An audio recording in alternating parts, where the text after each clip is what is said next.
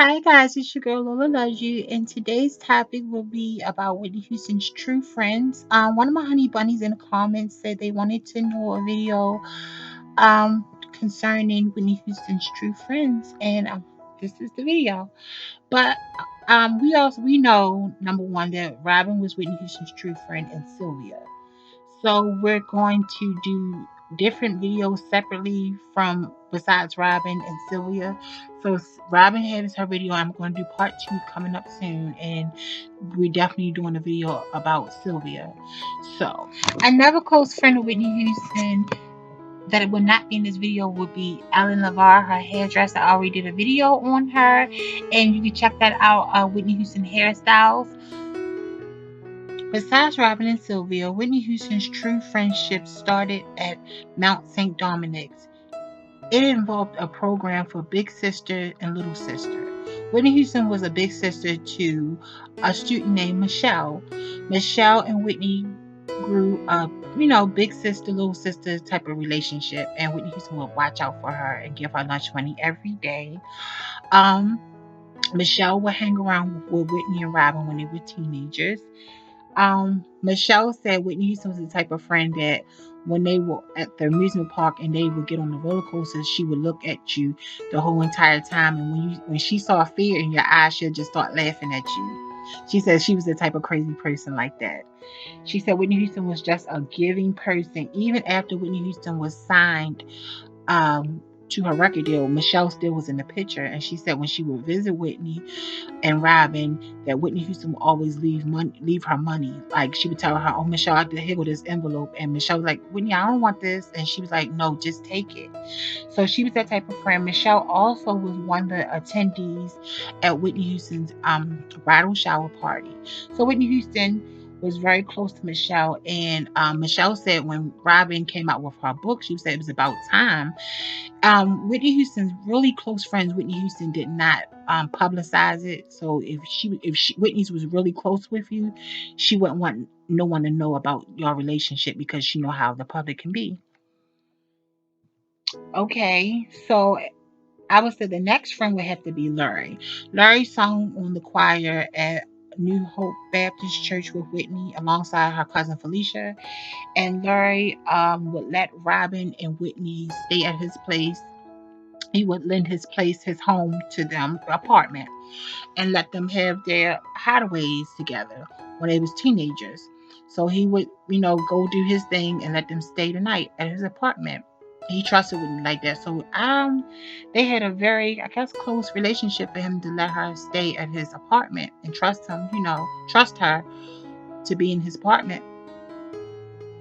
The next friend would have to be, in my opinion, is Pebbles. Y'all know the singer Pebbles. Her and Whitney Houston relationship started out after a misunderstanding that Pebbles thought Whitney was fooling around with L.A. Reid, allegedly. And once she found out who it was, and I guess they laughed about it, and they became friends ever since. Um, Whitney Houston in later years, like in the late, I'd say mid 90s, she would visit Pebbles church and ministry after Pebbles dedicated her life to Christ. And Pebbles would be praying for Whitney during her troubled times. And she would call Pebbles for, spiritual guidance and, just to pray with her in spirit and pray for her soul. So their relationship became very spiritual um, in the later 90s. I think Whitney went to her wedding, and I also remember Whitney Houston doing a holiday countdown with Pebbles in the 90s. Um, Next, I would have to say the singer Cherrelle. Cherrelle and Whitney's was very close friends. Whitney Houston was very close to Cherrelle. I think their relationship really blossomed once Whitney Houston moved to the Atlanta. Cherrelle was very protective over Whitney. So if Whitney Houston was having any problems at home and she would go to Cherrelle's house, that she knew Cherrelle would look after her and wouldn't let, people get to her. So yeah, I know that Cherrelle really watched over Whitney. Next we would have to say BB and CeCe Winans. And BB and CC Winans, Whitney, for some, not saying odd reason, but she took liking to them in like the 80s, and she kind of put BB and CC Winans on, like in the music industry, and she would sing songs with them and sing backgrounds on their albums and things like that. And I don't think she ever charged them or anything like that. She really loved the Winans, and she loved the Winans family. I think their friendship was more like family than friends. And even over the years during Whitney's trouble, BB and CC always prayed for Whitney Houston, and they always encouraged her. BB wrote his own book with his own loving experiences with Whitney Houston and their love of Christ, and he shared about their friendship in his book. And it's even a play. It was a play of Whitney Houston and BB and CC Winans' friendship. So it was a very strong spiritual friendship, in my opinion, between Whitney Houston and BB and CC Winans. CC would come to different interventions for Whitney Houston allegedly, and she would also take Whitney Houston to her house. I think it was at Tennessee or Nashville, one of those places. When Whitney was in trouble, she would visit her in Atlanta and then take her to her place until someone would try to, we're not going to say, we're going to remain nameless, discourage Whitney and take her from Cece's house and saying that she's okay. Cece really prayed hard for her friend during Whitney Houston hard times. She really was there for her, and especially when someone is on a advanced spiritual level, they know they cannot be too overbearing and telling the person they need help or whatever the case may be, but they'll always let the person know, if you need me, I'm here. And I think CeCe Winans was one of those people to Whitney Houston. She also, after Whitney Houston's passing, CeCe would reach out to Bobby Christina on an episode of the Houstons on Our Own. You see CeCe Winans checking in on Bobby Christina, and you could tell it was very genuine. Okay, the next friend I would have to say would have to be Natalie Cole. I think their relationship was really uh genuine, because Natalie Cole know how it is to be in the limelight and to be a drug addict. And I feel as though that she would reach out to Whitney, and I feel as though if Whitney was in a bad space, Whitney Houston would push away the good people, in my opinion. But every time they would see each other, it was really unconditional love. You could tell Natalie Cole was just worried about Whitney Houston's well-being when she would see her, asking her if she's okay, and if she's good. I know Whitney Houston knew that Natalie was coming from a genuine place, to see was she good. But Whitney Houston was a great actress, so she'll just put on that smile and, oh yeah, everything's fine. And Natalie reached out to Whitney like 2004. It was like 2004, yeah. Her, Dionne Ward, and Whitney Houston went on tour out of the country, and Whitney at that time in her life was trying to get sober, and she really was trying to get herself together. And you could tell that semi tour was something that she needed to reboost her self confidence and her self worth. So I'm quite sure they shared special moments on tour together. Another close friend of Whitney Houston would have to be Mary J. Blige. Whitney Houston loved Mary J. Blige. I think they met when Whitney chose her to record on the Way Next Hell soundtrack. And I think Whitney and Mary J. Blige had understanding of similarities in their careers and struggling with addiction. And I think that, both of them was empathetic towards one another and knew where both of them was coming from, and their true talent. When you're going through some pain, you really put that in your music. And I think Whitney and Mary J. Blige experienced pain, and they conveyed it through their music, and their fans loved it. You understand what I'm saying? So I believe that Whitney really loved Mary J. Blige, and she could call her with Mary J. Blige judging her and understanding what she, was going through. Um, it's Whitney and Mary J. Blige sung together several times, and one time in 2000, was that 2003? Maybe 2000. No, that must have been like 2002, 2003. Whitney Houston became sober, and she did a surprise guest on one of the Divas, VH1 Divas, and Mary J. Blige was singing Rainy Days, and Whitney Houston came out and looking phenomenal and was sounding phenomenal. And that was really a powerful moment. She was really trying to become sober, but after that performance, she had like a what they call it, a relapse. So yeah, so I would have to say Mary J. Blige was a very close friend to Whitney Houston, and Whitney Houston, probably shared things with Mary J. Blige. They probably had private conversations and things of that nature.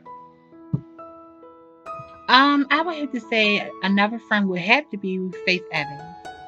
I think their friendship started during the recording of the Wait and Exhale soundtrack.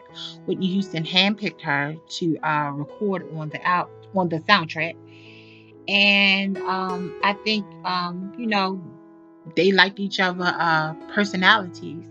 Even when Whitney Houston moved to Atlanta, she moved next door to Faith Evans. They were neighbors in Atlanta.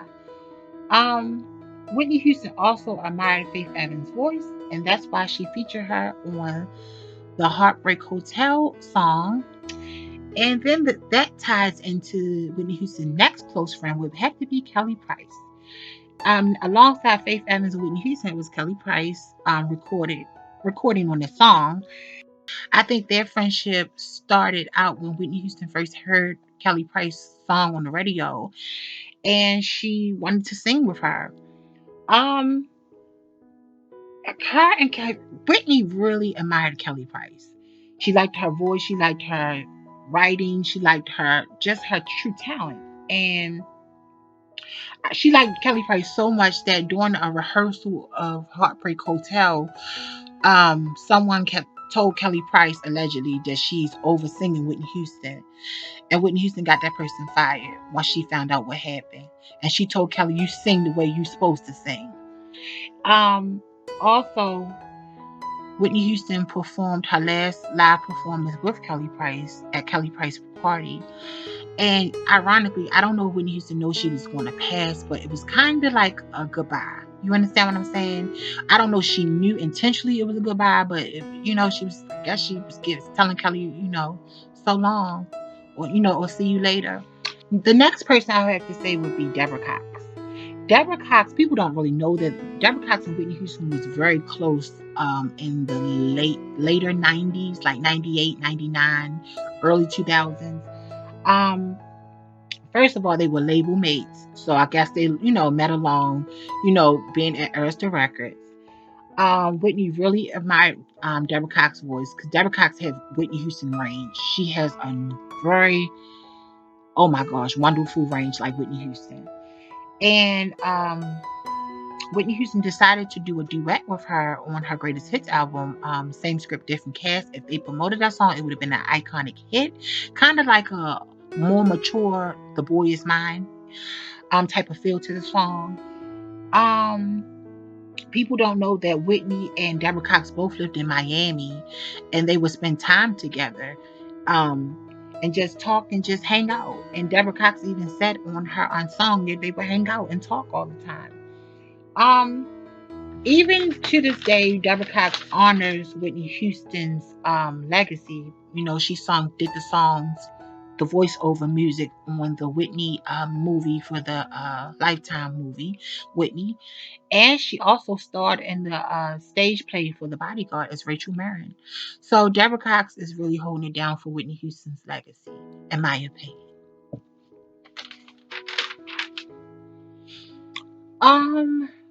We were the next person I would have to say would be Alicia Keys. While recording her album, I Look to You, Alicia and Whitney became very close friends. I don't know because both of them are Clive Davis a protege of Clive Davis. Both of them are proteges of Clive Davis' work. So I don't know, she loved her because Clive Davis loved her, but whatever, it was a genuine bond in my opinion because she really loved Alicia Keys. Every time she saw her, she would just glow and she was just happy to see her. And Alicia Keys was happy to see Whitney as well. Um, I would have to say, I think their friendship just, I don't know, I don't know. I just know it was genuine, and Alicia Keys did sing and speak at Whitney Houston's funeral. So, yeah, I believe she was a close friend to her. Last but not least, I would have to say Kimberle was a close friend of Whitney Houston. While starting her career over, doing the comeback, I feel as though she needed she found spiritual advisory from Kimberle. You can see tons of pictures of her visiting Kimberle churches and organizations, and pictures with her and Kim performing together.